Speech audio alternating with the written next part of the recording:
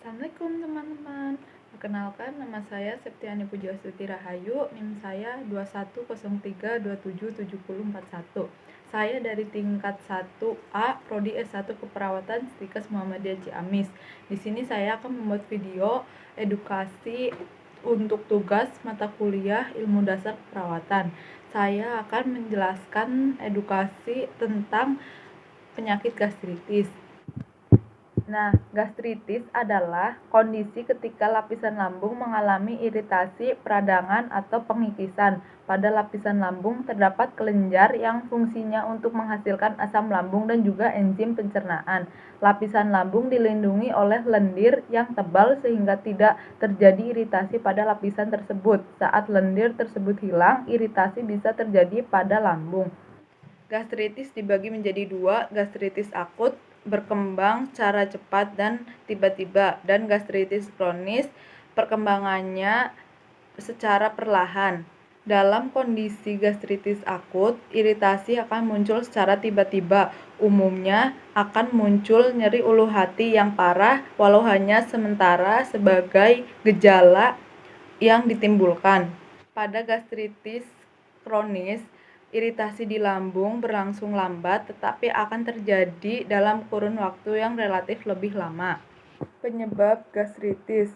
Terdapat beberapa hal yang bisa menyebabkan gastritis, diantaranya infeksi bakteri Helicobacter pylori, efek samping konsumsi obat untuk mengurangi gejala peradangan secara berkala, stres, konsumsi minuman alkohol secara berlebihan, penyalahgunaan obat-obatan, reaksi autoimun, pertambahan usia, kemudian infeksi bakteri dan virus.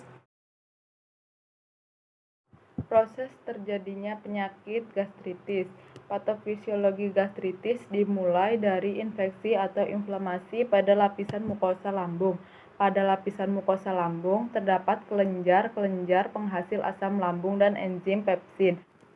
Asam lambung bertugas memecah makanan dan enzim pepsin mencerna protein. Lapisan mukosa lambung diliputi oleh lapisan tebal mukus yang melindunginya dari cairan asam lambung yang dapat memerlukan dan mengikis jaringan lambung di dalamnya.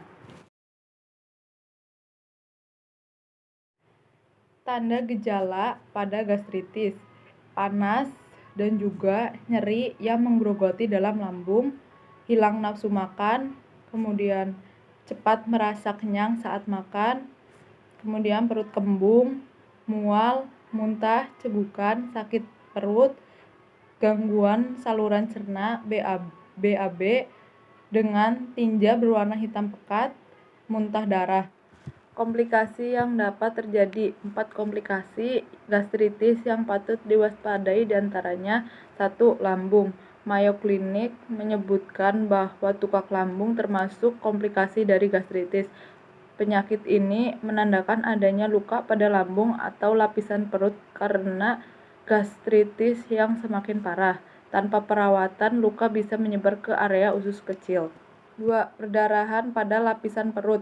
Gejala komplikasi gastritis ini tidak berbeda jauh dengan tungkak lambung, hanya saja komplikasi ini bisa menyebabkan feses jadi berwarna gelap karena tercampur darah dan lebih lengket. Selain itu, beberapa orang juga merasakan muntah dengan bercak darah dan pusing. 3. Anemia. Anemia perniciosa termasuk komplikasi gastritis. Ini mendapatkan bahwa jumlah sel darah merah mengalami penurunan karena usus yang luka tidak dapat menyerap vitamin B12 dengan baik. Vitamin B12 termasuk komponen pembentuk sel darah merah. Saat lapisan perut terluka, protein pengikat vitamin B12 tidak diproduksi secara maksimal. Akibatnya, produksi sel darah merah tidak mencukupi, terjadinya pendarahan dan kurangnya penyerapan vitamin B12.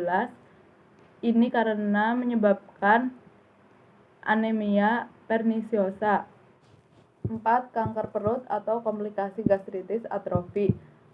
Gastritis atrofi akut dapat menyebabkan komplikasi kanker. Gastritis atrofi merupakan jenis gastritis yang muncul akibat peradangan di lapisan perut selama bertahun-tahun. Kondisi ini bisa terjadi karena adanya infeksi bakteri yang jadi penyebab gastritis, penyakit autoimun, atau anemia pernisiosa.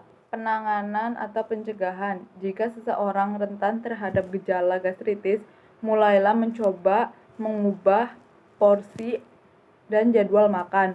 Mengubah porsi dan jadwal makan bisa dilakukan dengan mengurangi porsi makan dari yang sebelumnya. Hal tersebut bertujuan agar jadwal makan jadi lebih sering dari biasanya. Makanan berminyak, asam, atau pedas juga harus dihindari. Alkohol juga bisa menyebabkan gejala gastritis, maka konsumsi minuman beralkohol juga harus dihindari. Pengendalian stres juga harus dilakukan agar bisa terhindar dari penyakit ini.